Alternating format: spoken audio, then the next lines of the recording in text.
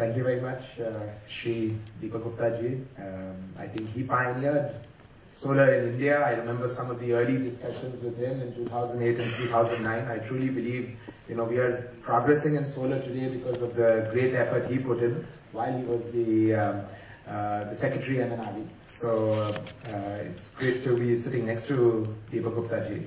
A warm welcome to the members of the dais and all of our participants. I truly believe that this is an exciting time to be in the renewable business. The title of the panel discussion was around 2030, and if we look at how renewables have progressed over the last 5-10 years, and specifically we look at solar, I believe that by 2030 renewables will be on a platform where they can truly fulfill a significant portion of India's energy needs. I think there are a number of trends that are clearly visible as we sit here in 2014. First, and I think foremost of importance, is the fact that I believe the world will have to come back and certainly address and deal with the climate change issue. The climate change agenda went off the table, I think, with the global financial crisis. But, I believe it will come back on the agenda. It is a challenge we need to deal with. And I believe renewables can form a possible solution to deal with climate change and a cost-effective solution to deal with climate change. Specifically, if we look towards India, I believe that solar is an ideal means of meeting India's energy requirements. And if we look forward over a 10-15 year period, I believe the cost of renewables will come down. I think there were two big challenges to renewables that India faces and the world faces. The first is the high cost of renewables. The second is obviously the fact that they are relatively, the predictability factor. If the sun doesn't shine or the wind doesn't blow, we can't say we're going to turn the lights off. If you look at the next 10 or 15 years, if you look at how the cost of solar has evolved, I think over the last 5 years, the cost of solar has come down on an average by about 10% per annum. If we run this and say over the next 15 years, the cost of solar comes down by 3 to 4% per annum, which I believe is reasonably feasible. The cost of solar power in 2030 would be about half of where it is today. And if you look at tariffs today in the 6 to 7 rupee range, we're talking about a tariff of 3 to 4 rupees. If we contrast this, and if I run an escalating factor on the cost of coal, the cost of coal, 15 years from today, the cost of coal generation could be as high as 7, 8, 9 rupees. So cost of solar, will certainly go well below the cost of coal as we look forward, if you look at a 10 or 15 year horizon. Lastly, I think,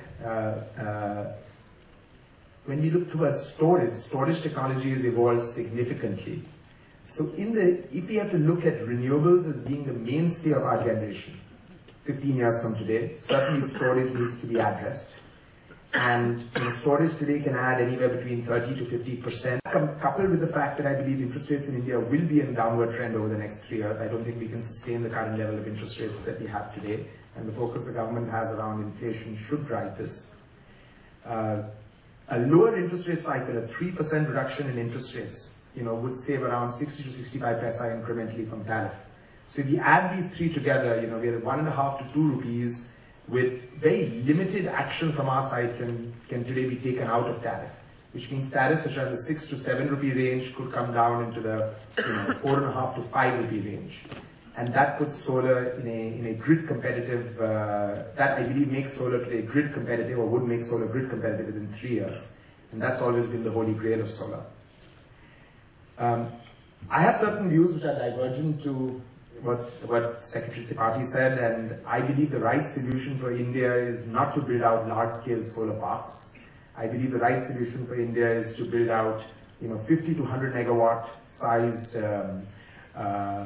solar farms, and 50 to 100 megawatt I believe is the scale point at which, is the size point at which there is limited economies of scale beyond that. So if you build a 500 megawatt farm, I don't think you'd be able to reduce capital costs very significantly compared to 50 to 100 megawatts.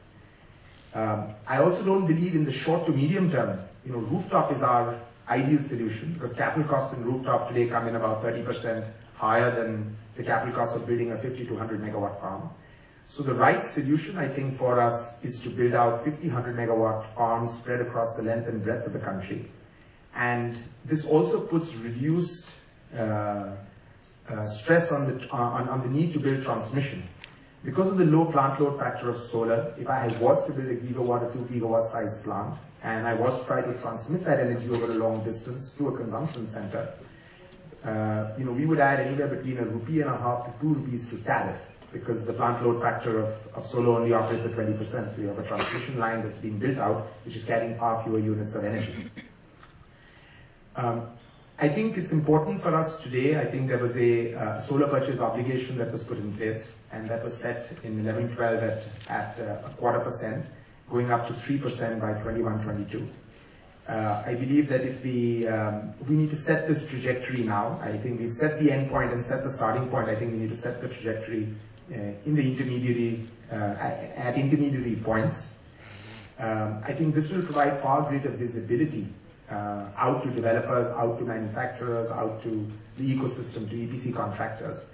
And I think that visibility will contribute significantly to the development of the ecosystem.